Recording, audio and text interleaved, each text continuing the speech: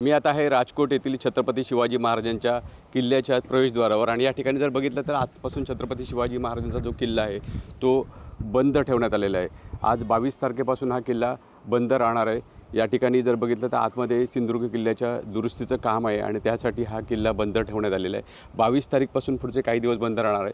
छत्रपती शिवाजी महाराजांचा जो चौथरा आहे तो अलीकडेच कोसळलेला होता आणि त्या चौथऱ्याचं काम आतमध्ये सुरू आहे आणि त्यासाठी हा जो किल्ला आहे तो बंद ठेवण्यात आलेला आहे। जर बघितलं आतमध्ये अशा पद्धतीनं या ठिकाणी काम सुरू आहे। त्या ठिकाणी पोलीस बंदोबस्तसुद्धा तैनात करण्यात आलेला आहे। बघितलं तर छत्रपती शिवाजी महाराजांचा हा किल्ला आहे आणि या ठिकाणी हा छत्रपती शिवाजी महाराजांचा पुतळासुद्धा बसवण्यात आलेला आहे आणि या ठिकाणी अशा पद्धतीचा हा बॅनर्स लावण्यात आलेला आहे की आपण बघताय हा राजकोट किल्ल्याच्या परिसरात सध्या जायला बंदी करण्यात आली आहे। डागडुजीचे काम चालू आहे त्यामुळे प्रवेश करण्यास मनाई अशा पद्धतीचा हा बॅनर्स इथे लावण्यात आलेला आहे।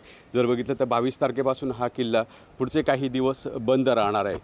विकास गावकर, TV9 मराठी, सिंधुदुर्ग, मालवण, राजकोट किल्ला।